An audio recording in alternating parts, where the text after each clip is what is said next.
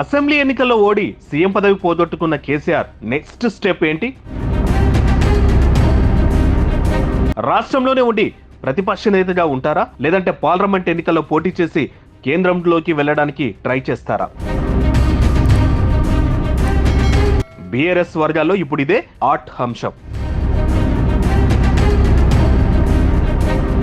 కేసీఆర్ కు సన్నిహితంగా ఉండేవారు మాత్రం ఆయన ఎంపీగా పోటీ చేయడం గ్యారంటీ అంటున్నారు. అచ్చొచ్చిన మెదక్ నుంచే ఆయన పార్లమెంట్ కు పోటీ చేస్తారని చెబుతున్నారు. ఉమ్మడి మెదక్ జిల్లాలో పార్టీ చాలా పటిష్టంగా ఉండడంతో పాటు ఇటీవల జరిగిన అసెంబ్లీ ఎన్నికల్లో 7కి 6 బీఆర్ఎస్ గెలిచింది. దీంతో ఇక్కడి నుంచే పోటీకి కేసీఆర్ సిద్ధమవుతున్నట్లు తెలుస్తోంది.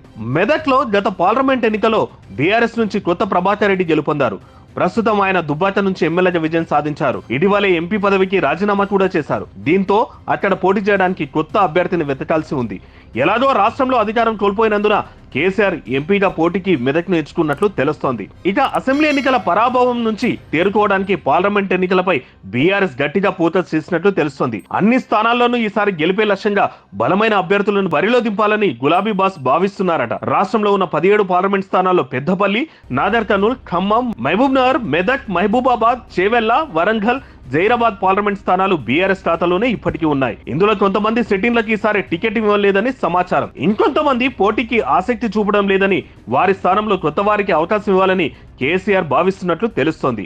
అదేవిధంగా నల్గొండ, భువనగిరి, మల్కాజ్గిరి, ఆదిలాబాద్ నియోజకవర్గాల్లో అభ్యర్థుల కోసం వేటను ప్రారంభించింది. పార్టీ సీనియర్లతో పాటు ఆయా నియోజకవర్గాల్లో గతంలో గెలిచిన సామాజిక వర్గాలు ప్రస్తుత రాజకీయ పరిస్థితులు అన్ని బేరీజు వేస్తున్నట్లు సమాచారం. ఎన్నికలు ఖర్చుతో కూడుకునే కావడంతో ఆర్థిక పరిపుష్టి ఉన్న వారిపై ఫోకస్ పెట్టినట్లు తెలుస్తోంది.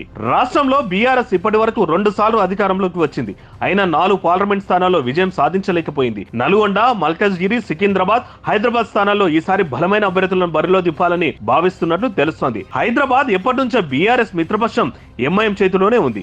ఇక మిగతా స్థానాలపై ఈసారి గట్టిగా ఫోకస్ చేసినట్లు సమాచారం. మరోవైపు అసెంబ్లీ ఎన్నికల ఓటమితో కొంతమంది ఎంపీలు పట్ల చూపులు చూస్తున్నట్లు తెలుస్తోంది. వీరిపై నజర్ పెట్టిన కేసీఆర్ ప్రత్యేకంగా సమావేశమయ్యేందుకు ప్లాన్ చేస్తున్నారట. త్వరలోనే ప్రస్తుత ఎంపీలందరితో సమావేశమై పార్లమెంట్ నియోజకవర్గాల పార్టీ పరిస్థితి, నేతల మధ్య సయోధ్య చేసిన పనులు అన్నిటిపై చర్చించే అవకాశం ఉందని తెలుస్తోంది.